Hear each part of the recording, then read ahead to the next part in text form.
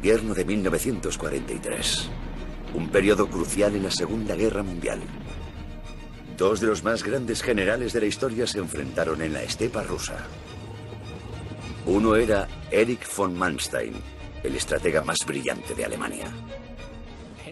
Hitler sentía un profundo respeto por Manstein porque, sin duda, era uno de los mariscales de campo más competentes que tenía, si no el más competente. Von Manstein era reconocido por todos los ejércitos de la Segunda Guerra Mundial como probablemente el comandante operativo más destacado. Frente a él estaba Georgi Zhukov, amo y señor del Ejército Rojo y brazo ejecutor de Stalin.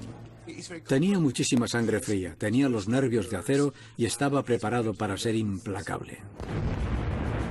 Aquel invierno, Manstein iba a necesitar de todas sus habilidades. Las fuerzas de Zhukov le superaban ampliamente en número. Parecía que todo su ejército acabaría acorralado contra el mar.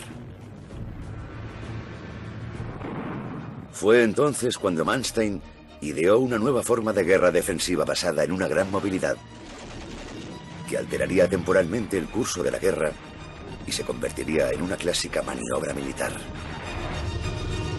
Y también permitiría que cientos de miles de soldados alemanes completasen una gran evasión.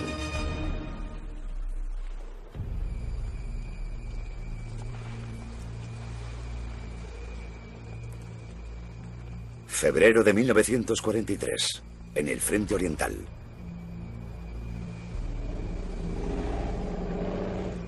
El Ejército Rojo perseguía a los alemanes a través del sur de Rusia.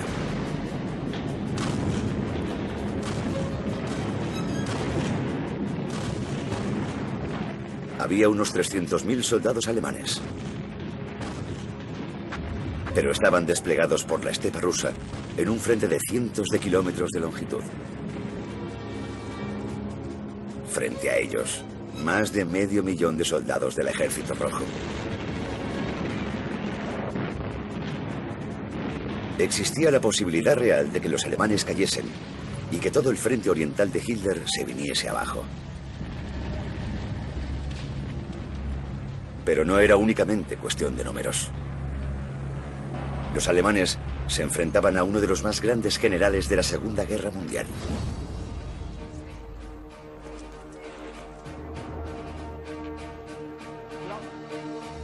Georgi Zhukov era un hombre decidido a restaurar el respeto hacia el Ejército Rojo. Durante buena parte de 1941 y 1942, habían sido aplastados por los panzers alemanes. Una ciudad tras otra había sucumbido ante las fuerzas de Hitler. El ejército soviético había sido humillado. Pero en Moscú, las cosas habían cambiado. Zhukov se había plantado.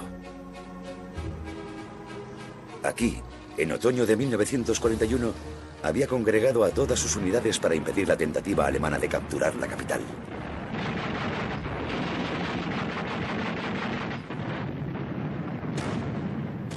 Así había frenado el avance alemán. Y Zhukov se había convertido en un héroe nacional.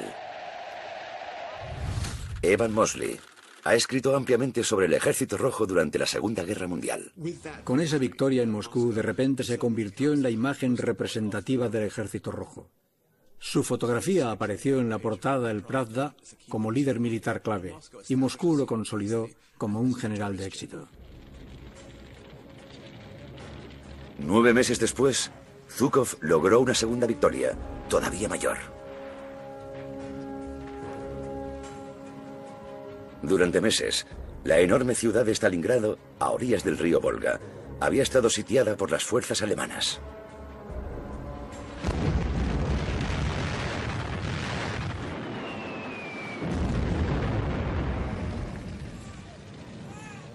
A decenas de miles de civiles soviéticos les esperaba una muerte brutal. Pero entonces, Zhukov recibió la orden de hacerse con el mando. En noviembre de 1942, de forma totalmente secreta, concentró a un enorme ejército. En una brillante maniobra táctica, lanzó una serie de movimientos por los flancos que atravesaron las líneas germanas. Ahora, en lugar de los rusos, eran los alemanes quienes estaban atrapados.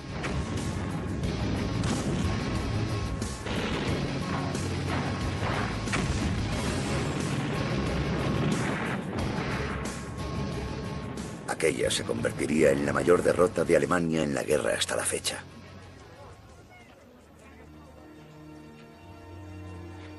Casi 100.000 soldados alemanes fueron hechos prisioneros.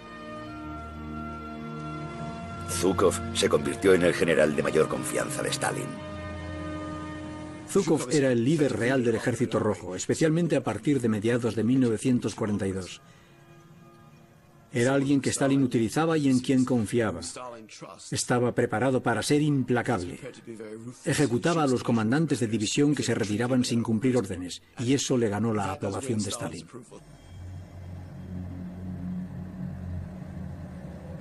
La victoria de Zhukov en Stalingrado frenó en seco el avance alemán a través del sur de Rusia. Marcó un punto de inflexión en la guerra en el frente oriental.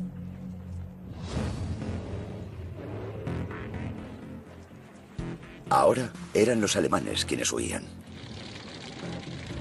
El mayor general Mango Melvin es un experto en la guerra táctica y estratégica. El mapa muestra la situación estratégica en el frente oriental.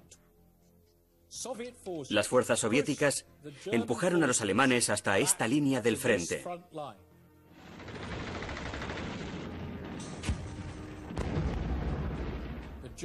Los alemanes habían sufrido graves pérdidas en su regreso desde Stalingrado. En febrero de 1943, Zhukov continuó la ofensiva. Stalin ordenó una escalada de la ofensiva en la dirección general de Kharkov y Kiev, y en la cuenca del río Don, hasta el curso bajo del río Dnieper. Continuando mientras tanto la ofensiva desde el Cáucaso hasta cerrar definitivamente el cruce en Rostov sobre el río Don. El ala meridional germana, en el frente oriental, estaba en grave peligro de desmoronarse. El plan de Zhukov era expulsar a los alemanes de las ciudades de Kharkov, Belgorod y Rostov, atraparlos contra el Mar Negro y una vez allí, aniquilarlos.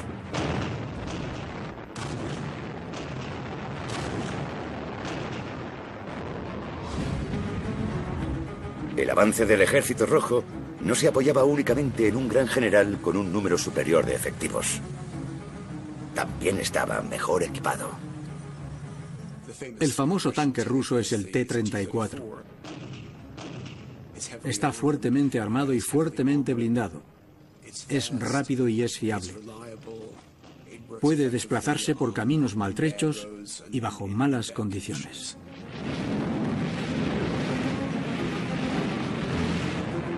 Los rusos también contaban con el terrible lanzacohetes múltiple Katyusha.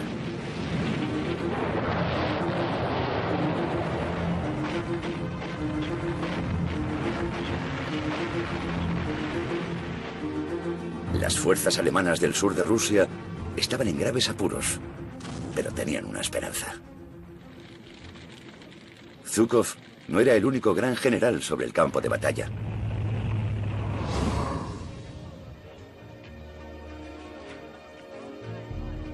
Durante más de 2 años, Erich von Manstein había estado detrás de algunas de las operaciones de mayor éxito de Hitler. Richard Overy es un historiador de la Segunda Guerra Mundial. Manstein era en muchos sentidos el típico oficial pruso, extremadamente meticuloso, eficiente y muy profesional. Tenía el carácter y el espíritu militar profundamente arraigado, con un gran sentido del honor, la tradición y la disciplina. Se tomaba el ejército muy en serio, como parte de su vida.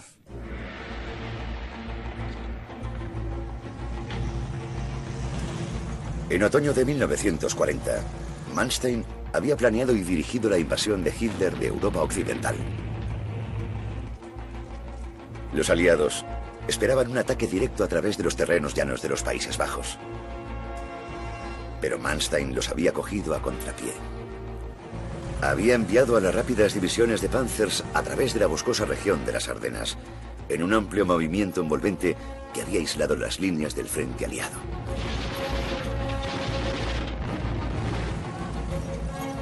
Era lo último que se esperaban los aliados.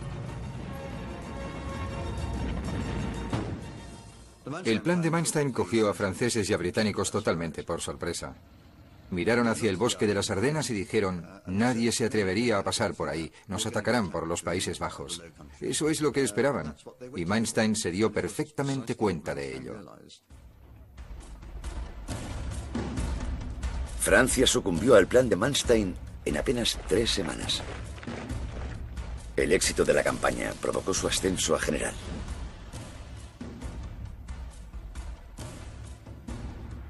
Diez meses más tarde, ya era un comandante destacado en el Blitzkrieg, o ataque relámpago alemán que arrasó la Unión Soviética en verano de 1941. Una vez más, el ataque se apoyó en las rápidas divisiones de Panzers, que atravesaron con facilidad las defensas rusas. Los blindados se movían muy rápido. Tan rápido que desataban el pánico entre las líneas enemigas porque nunca podían saber dónde estaban los alemanes. Estaban delante de ellos y al instante ya les habían superado. En pocos meses, Manstein había avanzado hasta el Mar Negro. Ahora, en febrero de 1943, se enfrentaba al contraataque ruso.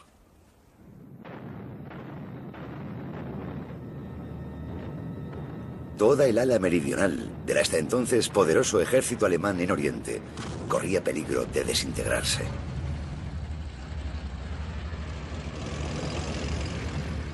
Los alemanes nunca se habían jugado tanto. Si Manstein perdía, cientos de miles de soldados alemanes podrían quedar atrapados y morir. Fue entonces cuando ideó una nueva forma de guerra defensiva extraordinariamente eficaz, que no solo cambiaría el curso de la guerra, sino que definiría las estrategias defensivas en los años venideros. De forma inmediata, convirtió lo que podría haber sido una matanza masiva en una gran evasión.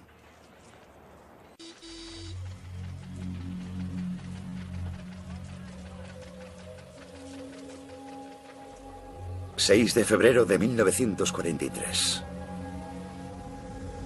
Von Manstein viaja a Alemania para debatir urgentemente con Hitler las medidas a adoptar. Un informe alemán recoge el dramatismo de la reunión. Los hombres que esperaban se quedaron en silencio, y Hitler les saludó de medio lado, sin hablar. Acto seguido, estrechó únicamente la mano del mariscal de campo, von Manstein, y se produjo un silencio absoluto en la sala. Manstein informó de que Alemania tenía dos opciones. El comandante supremo debía enviar tropas adicionales o permitir que sus unidades se replegasen a posiciones más fácilmente defendibles. Pero para Hitler, la retirada era algo impensable. En primer lugar, consideraba los enormes yacimientos de carbón alrededor de Donetsk, conocidos como la cuenca del Donbass, como indispensables para el esfuerzo bélico alemán. El Donbass es una gran región industrial. Era importante para los alemanes que querían retenerla para sus propios fines y negarle el acceso a los rusos. Y era importante para los rusos que querían liberarla. Así que era una zona de una importancia considerable. Pero Hitler también se oponía vehementemente a la propia idea de ceder terreno. No era algo que debiese hacer un verdadero alemán. Para él se trataba siempre de una cuestión psicológica. Si te retiras eres un cobarde, si avanzas eres un auténtico soldado alemán, y por muy simple que parezca, lo aplicaba siempre que podía a su visión del campo de batalla. Para Manstein, obviamente, no tenía ningún sentido. Lo que determinaba el éxito en el campo de batalla era la posición de las tropas, el suministro de armas y nuevos equipos. Y por supuesto, y sobre todo, estar dispuesto a replegarse si era necesario, aunque solo fuese para preparar mejor un ataque.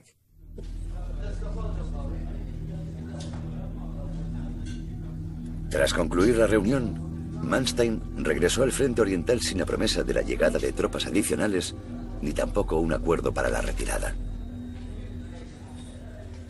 Para Manstein fue una época dura.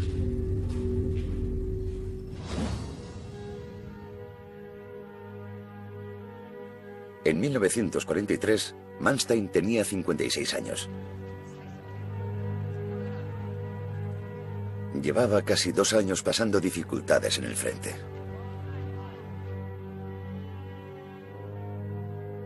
Tres meses antes, su hijo mayor, Gero, había muerto cerca de Leningrado. Fue un golpe terrible para Manstein.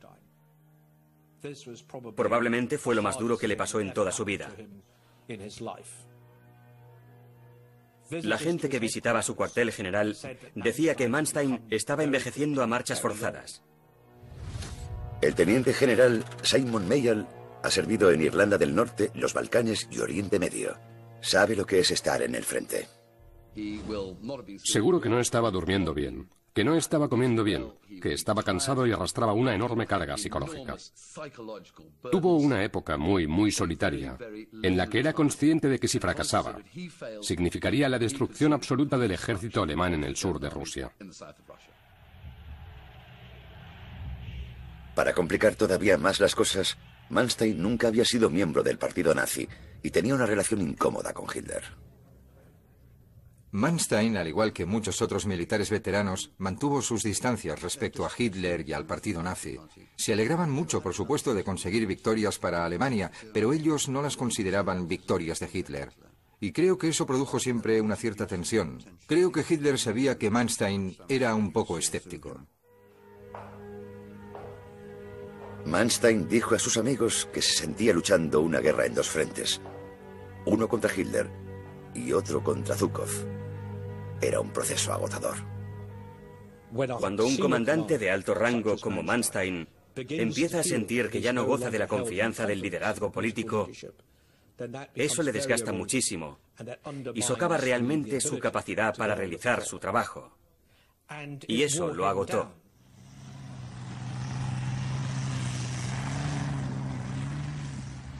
De vuelta en el campo de batalla, Manstein dijo al jefe del Estado Mayor de Hitler: Informe al Führer una vez más de que necesito libertad de maniobra para poder ejercer el mando. Siempre cree que se lo solicito únicamente para poder replegarme más rápido. En realidad, es lo contrario. Y concluyó: Si el Führer no confía en mí, debería buscar a otro.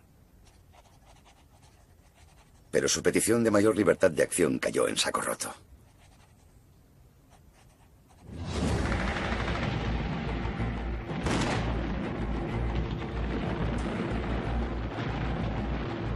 El 9 de febrero de 1943. La ofensiva de Zhukov estaba en su punto álgido. Las fuerzas rusas reconquistaron la ciudad de Belgorod.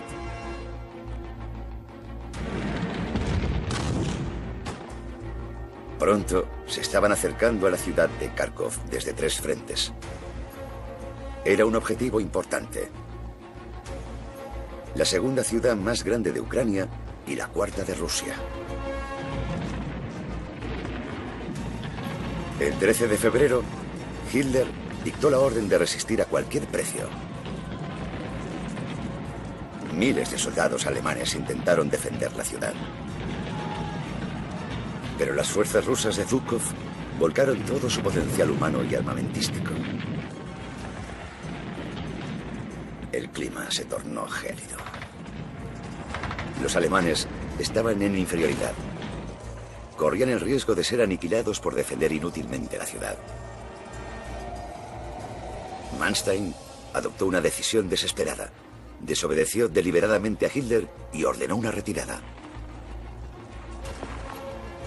Comentó sarcásticamente: El ejército no tenía intención de sacrificar a ninguna unidad por Kharkov. El 16 de febrero, la retirada se había completado y el Ejército Rojo tenía el control de la ciudad. Kharkov era un símbolo realmente importante de la Ucrania industrial, así que cuando fue reconquistada por el Ejército Rojo, supuso un gran éxito para ellos y un duro revés para los alemanes.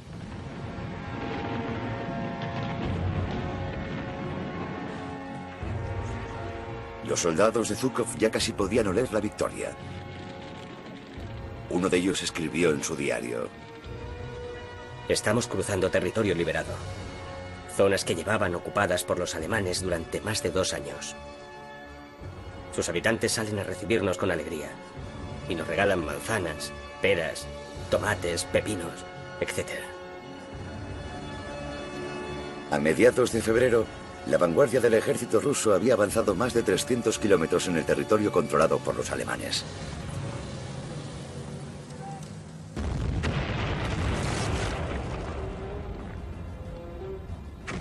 En su retirada, los alemanes hicieron todo cuanto pudieron por contener el avance ruso.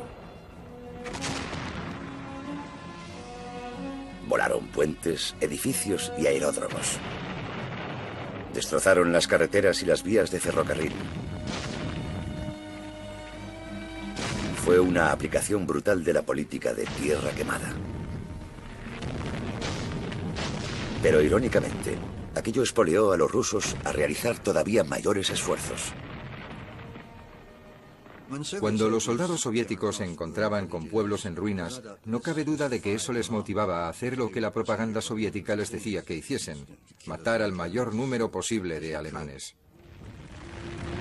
Los alemanes estaban sirviendo la victoria en bandeja a Zhukov. Tan solo necesitaba seguir avanzando hasta completar su plan de empujar a los alemanes hasta el Mar Negro.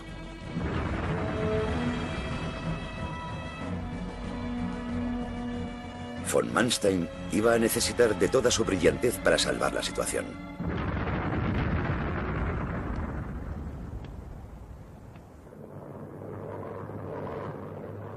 ...17 de febrero...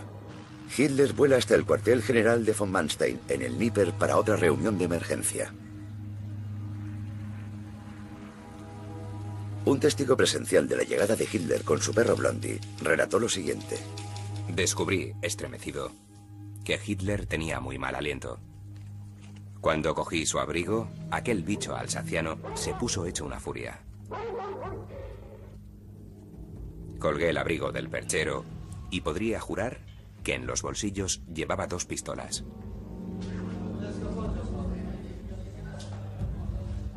Hitler y Manstein discutieron durante 3 días. Hitler exigía el final inmediato del repliegue y la reconquista de Kharkov. Pero Manstein, convencido de que los alemanes no contaban con tropas ni armas suficientes, sugirió una alternativa. El único problema, que contradecía directamente los deseos de Hitler.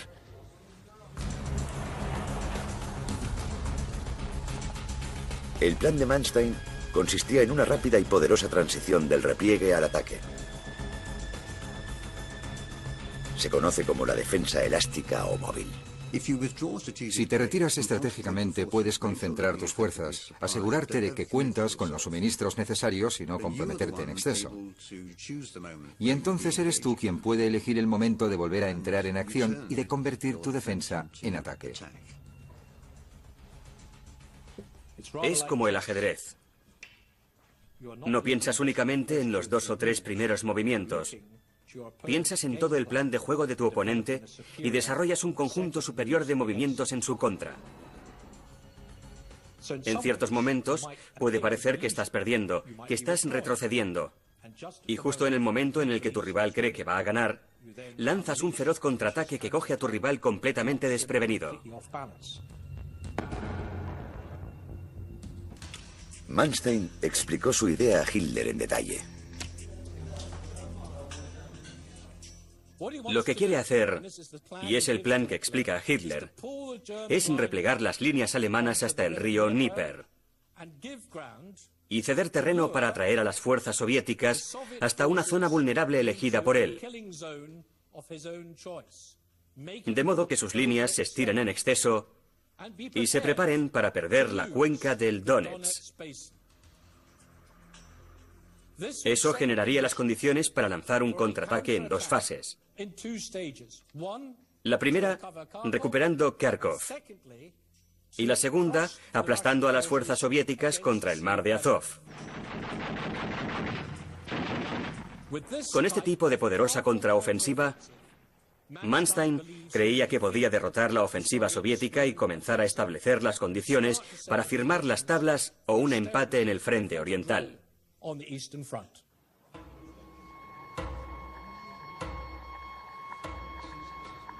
Pero Hitler odiaba toda la idea. Todavía no había entendido el concepto de retirada estratégica. Hitler no comprendía cómo se debe actuar en un campo de batalla. No comprendía cómo se ganan realmente las batallas. Si nos fijamos en las imágenes, mientras analizan los mapas, está claro por su lenguaje corporal que a Hitler no le gustaba que Manstein le dijese lo que debía hacer.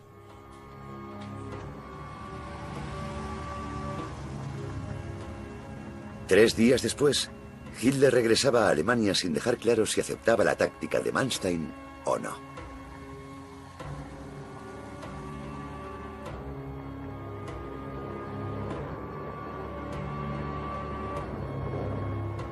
Manstein escribió que él y Hitler vivían en dos mundos diferentes. Hitler hablaba de conservar la cuenca del Don por las necesidades económicas. Y Manstein le dice, creo que no lo entiende. No tenemos fuerzas suficientes para eso. Pero con la marcha de Hitler, Manstein tenía libertad para tomar sus propias decisiones. Era un momento crucial para los alemanes. Pero los rusos también se enfrentaban a grandes decisiones.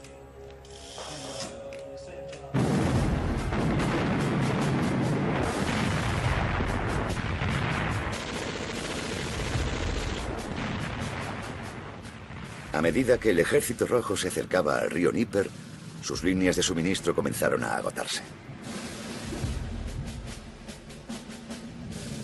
La ayuda aliada, en forma de tiendas, mantas, alimentos y radios, seguía llegando.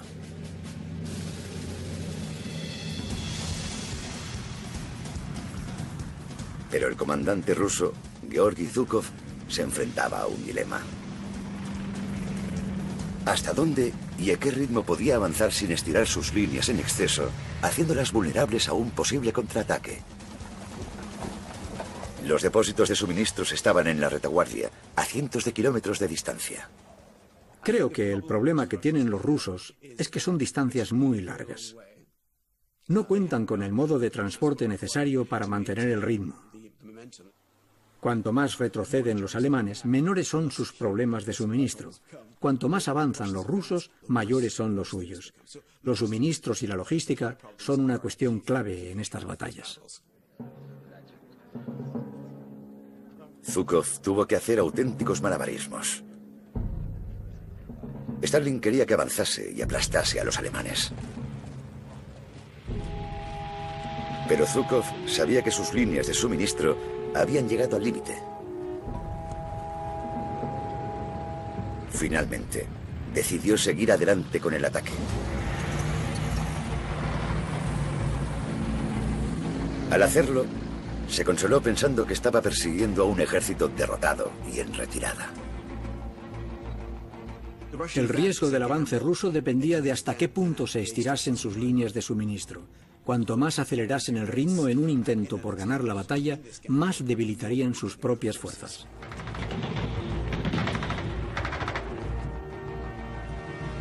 Mientras Zhukov analizaba la situación, una duda dominaba sus pensamientos. ¿Corría el riesgo de malgastar su oportunidad?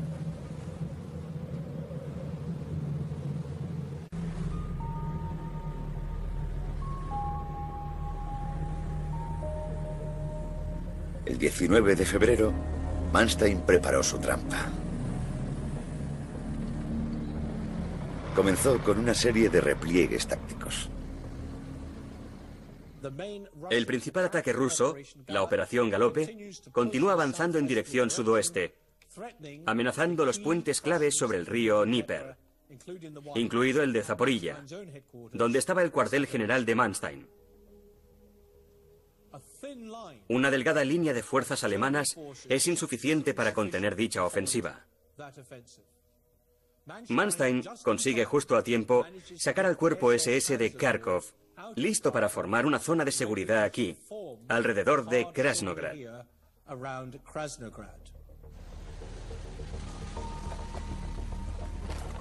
Esa era la primera fase de la trampa de Manstein. Concentraría parte de sus fuerzas en el flanco norte de Zhukov. Su misión sería ralentizar el avance ruso.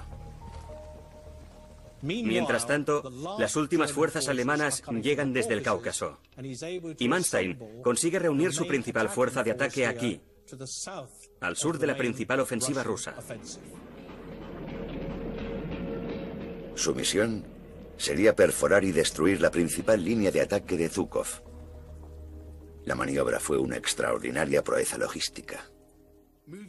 Trasladar a un ejército que englobaba a cientos de miles de personas, a miles de tanques, a miles de vehículos no blindados y cantidades enormes de provisiones, en mitad del absolutamente salvaje invierno ruso, es una hazaña digna de un genio de la logística.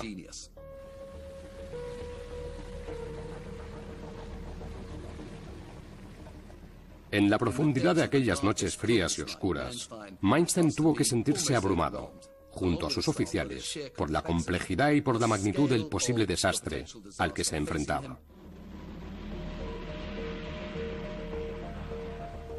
La noche del 19 de febrero, la trampa quedó tendida.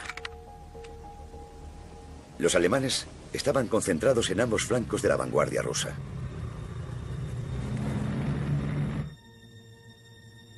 Tanto Zhukov como Manstein se estaban embarcando en una de las apuestas más grandes de sus vidas. Aquel que ganase dominaría la guerra en el frente oriental durante el futuro inmediato.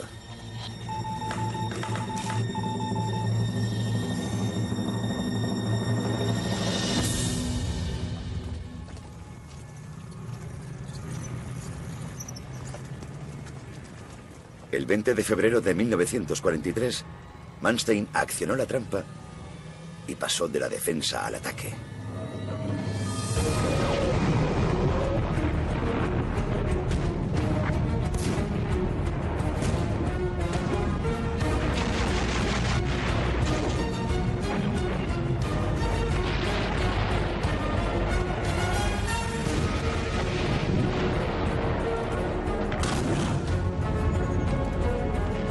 Tras semanas defendiéndose, el cambio fue bien acogido por sus hombres.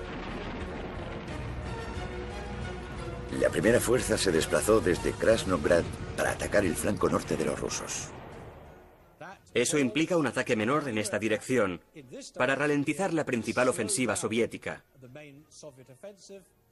mientras que la mayor parte de su ejército ataca en dirección norte, para derrotar a estas fuerzas soviéticas.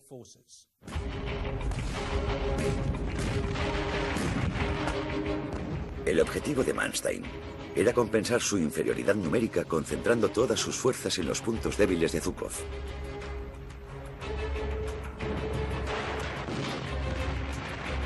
Sabía que las divisiones de élite del Ejército Rojo ocupaban la vanguardia del frente. Más atrás venían los soldados menos experimentados.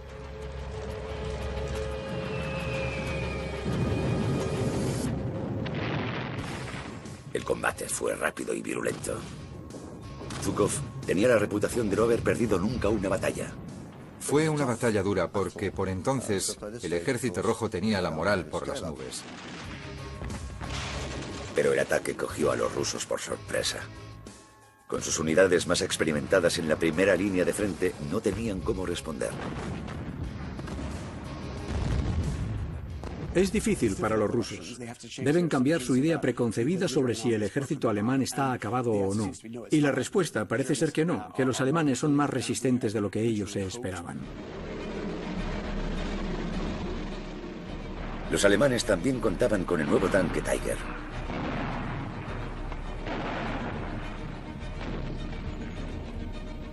Era un modelo superior al T-34 ruso.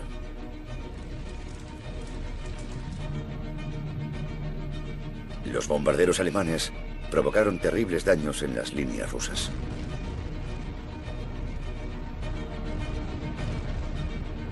Los rusos comenzaron a quedarse sin combustible ni munición. Sus tanques, en concreto, necesitaban reparaciones urgentes, pero sus unidades de reparación estaban a kilómetros de distancia de las líneas del frente, demasiado lejos para poder resultar de alguna utilidad.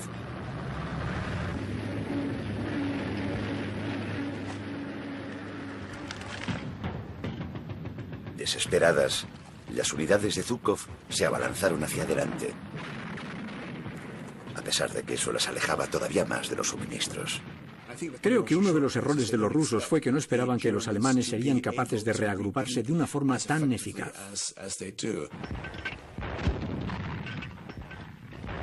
Los alemanes demostraron una resistencia extraordinaria, demostraron una gran capacidad para improvisar, incluso estando al borde del desastre.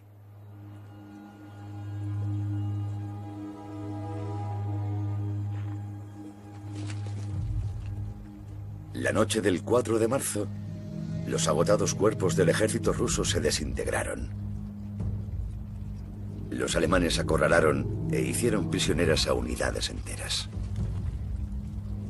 Zhukov había sido derrotado. Las pérdidas soviéticas en el frente meridional fueron considerables tras la contraofensiva de Manstein. Fue un auténtico golpe para el ejército rojo. Los alemanes afirmarían posteriormente haber contado 23.000 soldados rusos muertos en el campo de batalla y haber capturado a decenas de miles de prisioneros rusos. La contienda había dado un asombroso vuelco. Pero Manstein no había terminado todavía.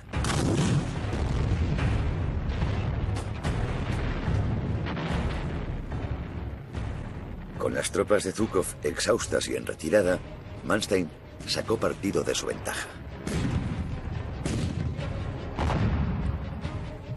Sus fuerzas regresaron a Kharkov. El 10 de marzo, los alemanes estaban a las afueras del norte de la ciudad.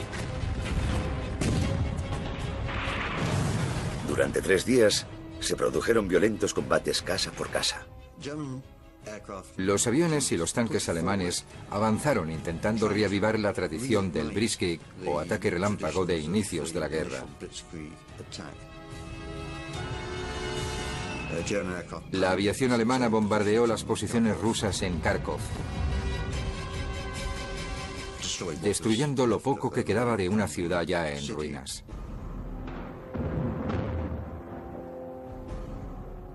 Tres días después, los rusos se retiraron. Kharkov fue capturada y de nuevo un número importante de soldados soviéticos cayó en manos alemanas. Los alemanes siguieron avanzando muy rápido y la ofensiva soviética se desmoronó.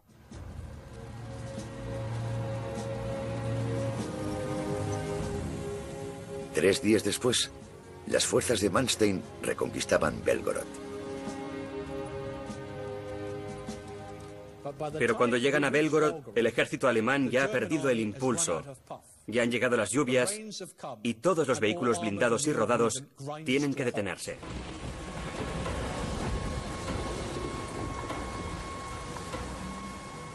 Con el deshielo de la primavera, los movimientos militares se volvieron imposibles. Los dos bandos se quedaron en punto muerto. Pero había sido una impresionante victoria para Manstein. Un hombre conocido por su dominio del ataque relámpago había creado una nueva forma de defensa con gran movilidad.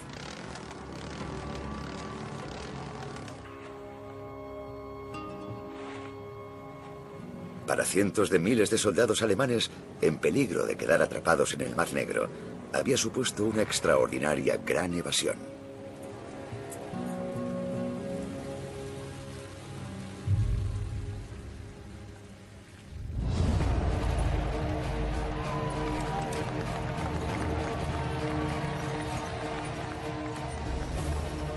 Durante el verano de 1943, a medida que el ejército rojo crecía en efectivos y en organización, las fuerzas de Hitler volvieron a verse contra las cuerdas en numerosas ocasiones.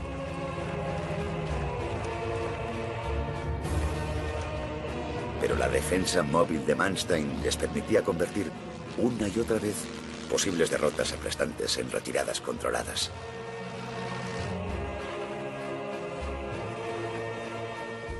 En todas ellas, Manstein compensaba su inferioridad de efectivos con velocidad y agilidad.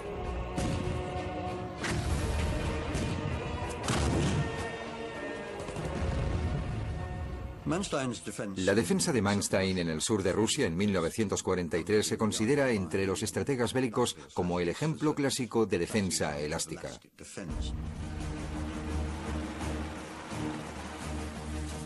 Seis meses más tarde, la estrategia defensiva de Manstein permitiría a más de 500.000 de soldados alemanes replegarse y cruzar a salvo el río Dnieper.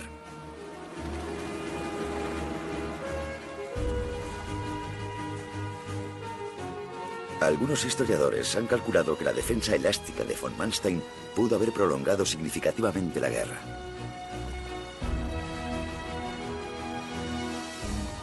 La capacidad de Manstein para dirigir una enorme batalla de maniobras y contramaniobras retrasó el final de la guerra, según mis cálculos, como mínimo entre 3 y 6 meses, tal vez un año.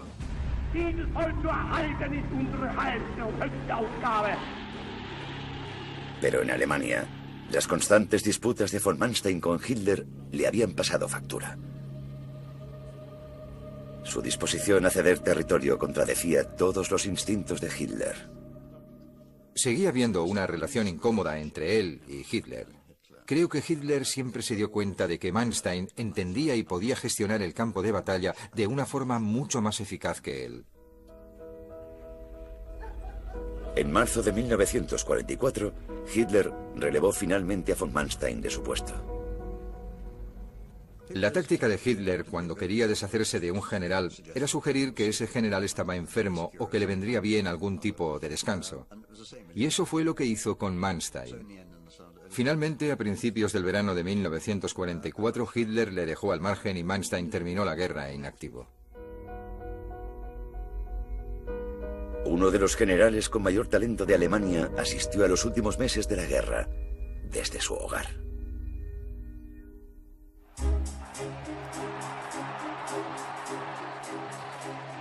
...7 de mayo de 1945. Los nazis se rinden. Nuremberg, Germany, once the holy city of Nazism, becomes the setting of an epic event. Here, under the vigilant eyes of Allied military police, the 20 most important surviving members of the Hitler gang go on trial.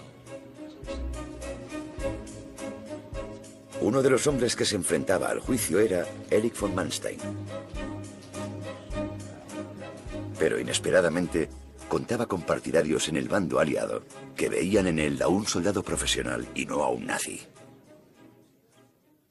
Sorprendentemente, le defiende un miembro laborista del Parlamento, George Paget, que se manifiesta firmemente en su favor. Muchos de los subordinados de Manstein también declaran a favor de su defensa. Y hasta Winston Churchill contribuye a un fondo para financiar la defensa de Manstein. Manstein es juzgado por 17 cargos, queda absuelto de 8 de ellos y es condenado por los 9 restantes. Manstein fue condenado a 18 años de prisión, que posteriormente se reducirían a 12.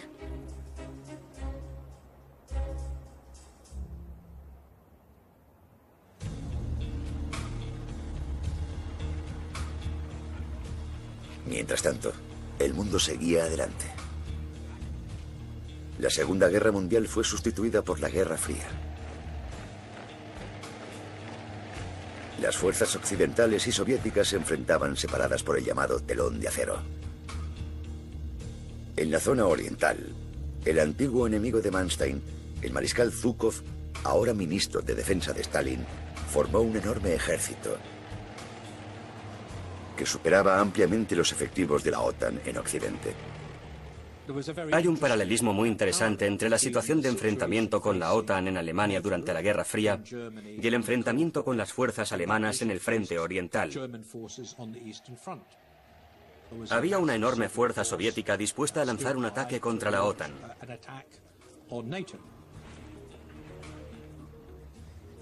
Y la mejor forma de afrontar ese ataque era desarrollar alguna forma de defensa móvil. Fue entonces cuando los líderes occidentales recurrieron al experto obvio, Erich von Manstein. Tras cumplir solo 4 de los 12 años de su condena, quedó en libertad. Manstein, el genio que había estado detrás de la invasión de Europa Occidental en nombre del fascismo, se convirtió en un defensor de la democracia occidental. Dado que había sido capaz de distanciarse de los aspectos más desagradables del Tercer Reich, y dado que estaba claro que había desempeñado un papel importante en los éxitos operativos de las Fuerzas Armadas alemanas, Occidente estaba muy interesado en lo que podía ofrecer.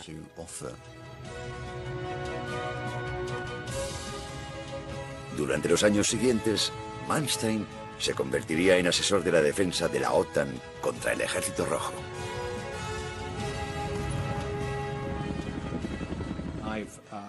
He descubierto numerosas pruebas de simulacros de guerra y otros materiales que demuestran que la OTAN había examinado cuidadosamente lo que había hecho Manstein, especialmente en el contraataque de Kharkov en 1943, como un modelo para ese tipo de contraofensivas.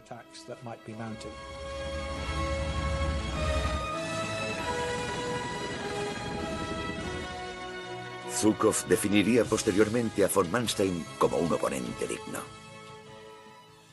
Acabada la guerra, Zhukov dijo: la única persona a la que considero realmente un oponente capacitado es el mariscal de campo Manstein.